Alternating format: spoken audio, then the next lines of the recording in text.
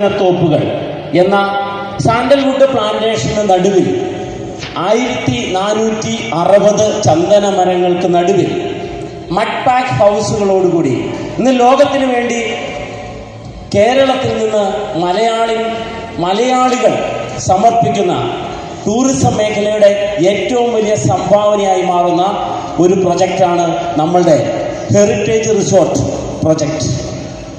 ഇന്ന് നമ്മൾ സംസാരിക്കാൻ പോകുന്നത് 1400 ഏക്കറിൽ ജസ്പെയ്ഡ് real estate private limited company, അതോടൊപ്പം തന്നെ അതിൻ്റെ കൃഷിയും കൾട്ടിവേഷനും സാൻഡൽവുഡ് ഗ്രൂപ്പ് ഫാർമേഴ്സ് വെൽഫെയർ അസോസിയേഷനും സ്റ്റേറ്റ് ആൻഡ് സെൻട്രൽ ഗവൺമെൻറ്റിൻ്റെ 4 പദ്ധതികളും ചേർത്തുകൊണ്ട് മുന്നോട്ട് പോകുന്ന ഒരു പ്രൊജക്റ്റിനെ കുറിച്ചാണ് ഇന്ന് നമുക്ക് സംസാരിക്കാനുള്ളത്.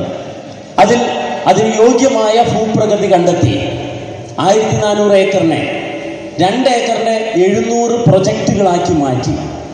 ആ ഓരോ പ്രൊജക്റ്റിലും 5 സെന്റിൻ്റെ ചെറിയ പ്ലോട്ടുകളാക്കി തിരിച്ച് 28,000 സാധാരണക്കാരെ ചന്ദന കർഷകരാക്കി മാറ്റിക്കൊണ്ട് ഇന്ന് നമ്മൾക്ക് സാധിക്കില്ല എന്ന് നമ്മൾ അടിയുറച്ച് വിശ്വസിച്ചിരിക്കുന്ന, എന്ന് പറഞ്ഞാൽ ലക്ഷങ്ങളും കോടികളും എനിക്കുണ്ടാക്കാൻ പറ്റില്ല എന്നുള്ളത് നമ്മളുടെ ഒരു മാറ്റാൻ പറ്റാത്ത വിശ്വാസമായിരുന്നു.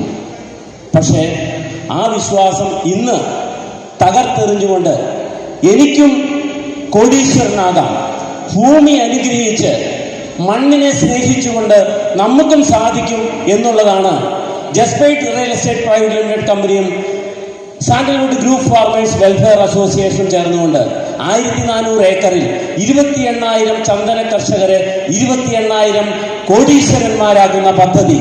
ആ പദ്ധതിയാണ് ഇന്ന് നമുക്ക് ചർച്ച ചെയ്യാനുള്ളത്. റെഡിയല്ലേ? Okay, yes. Sandalwood group farmers welfare association ചന്ദന കർഷകരുടെ ഒരു കൂട്ടായ്മ ആയി കമ്പനി സ്റ്റാർട്ട് ചെയ്തു. എന്തിനു വേണ്ടിയിട്ടാണെന്ന് ചോദിച്ചാൽ 2012 സാൻഡൽവുഡ് പ്രൊട്ടക്ഷൻ ബില്ല് കേരളത്തിൽ നിലവിൽ വന്നു. ചന്ദന കൃഷിയെ സംരക്ഷിക്കുന്ന നിയമം നിലവിൽ വന്നു. അതിനുവേണ്ടി കേരള ഫോറസ്റ്റ് ഡിപ്പാർട്ട്മെന്റ്, അതോടൊപ്പം തന്നെ അഗ്രികൾച്ചർ സെക്ടർ, സന്നദ്ധ സംഘടനകളെല്ലാം പരമാവധി ശ്രമിച്ച് ഈ 13 വർഷം കൊണ്ട് 13 വർഷം കൊണ്ട് 100ഓളം ചന്ദന കർഷകരെ പോലും ഈ കേരളത്തിൽ ഉണ്ടാക്കാൻ സാധിച്ചിട്ടില്ല. നിങ്ങളാരെങ്കിലും കണ്ടുണ്ടോ ചന്ദന കർഷകരെ? പുതിയ ആളുകളോടാണ് ചോദ്യം. കണ്ടിട്ടുണ്ടോ? ഉണ്ടോ സാറേ? ഇല്ല. അപ്പൊ ഞാൻ പറയാൻ കണക്ക് ശരിയല്ലേ? പക്ഷേ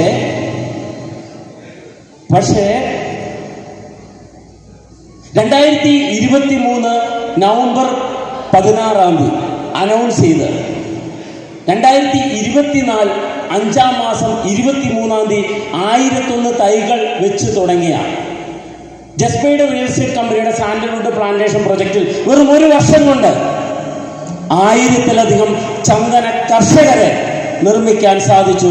ഈ വിജയഗാഥയാണ്, അല്ലെങ്കിൽ നിങ്ങളെപ്പോലുള്ള ഓരോ വ്യക്തികളെയും ഈ വിജയഗാഥ, ഇതിൻ്റെ മാർഗം, ഇതിൻ്റെ ബെനഫിറ്റ് ഇത് അറിയിക്കുക എന്നുള്ളതാണ് എൻ്റെ കർത്തവ്യം. Okay, yes.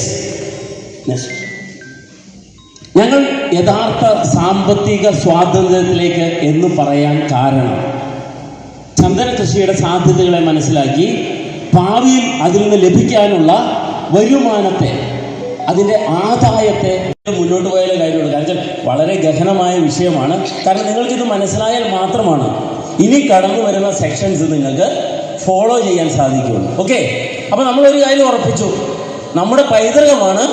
ആ പൈതൃകത്തിന് എന്തുണ്ട്? ഒരു വലിയ സാധ്യതയുണ്ട്.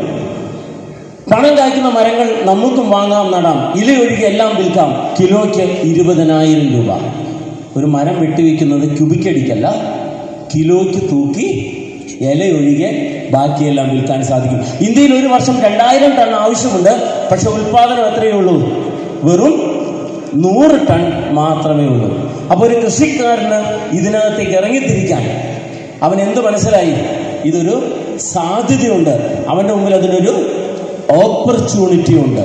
എങ്കിൽ ആ ഓപ്പർച്യൂണിറ്റി ഏറ്റെടുക്കാൻ ഇന്ന് ലോകത്തിലെ സ്വാഭാവിക ചന്ദനക്കാടായി നിലനിൽക്കുന്ന സ്ഥലം, സ്വാഭാവിക ചന്ദനക്കാട് ഇന്ന് ലോകത്ത് നിലനിൽക്കുന്നത് ഇടുക്കി ജില്ലയിൽ മറയൂരും വയനാട് ജില്ലയിൽ പുൽപ്പള്ളി കാടുകളുമാണ്.